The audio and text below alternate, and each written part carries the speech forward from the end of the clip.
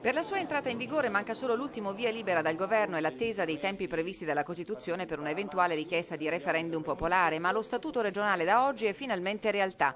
Il Consiglio regionale ha concluso il lungo iter iniziato nell'ottobre del 2000 e oggi all'unanimità e con voto nominale ha dato il via libera alla nuova carta che disegna un Veneto ben diverso da quello del 1970. Lo statuto riconosce la specificità alla provincia di Belluno, ma la questione resta aperta poiché essa giunge nel momento in cui l'ente provincia è ridotto ai minimi termini. Bisogna che la Commissione Statuto, il Consiglio regionale, la Giunta regionale del Veneto e, voglio dire, non da soli, ma assieme anche agli enti delegati del Veneto, gli enti locali del Veneto, disegni una nuova governance del territorio. Questo non lo si poteva fare nello Statuto perché eravamo proprio tra l'approvazione, tra la prima e la seconda approvazione, ma lo dobbiamo fare subito. Il consigliere bellunese del PD, Sergio Reolone, in aula, relatore di minoranza, non ha nascosto l'orgoglio e la soddisfazione per avere portato a conclusione una partita iniziata oramai 11 anni fa.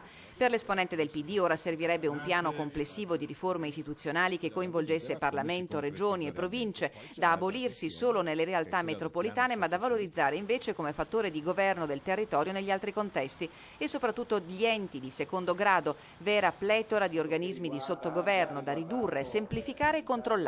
Su questi aspetti, statuto, nuovo regolamento e nuova legge elettorale hanno avuto un percorso coerente. Ora però, ha concluso il secondo relatore, i buoni propositi vanno tradotti in provvedimenti e scelte significative.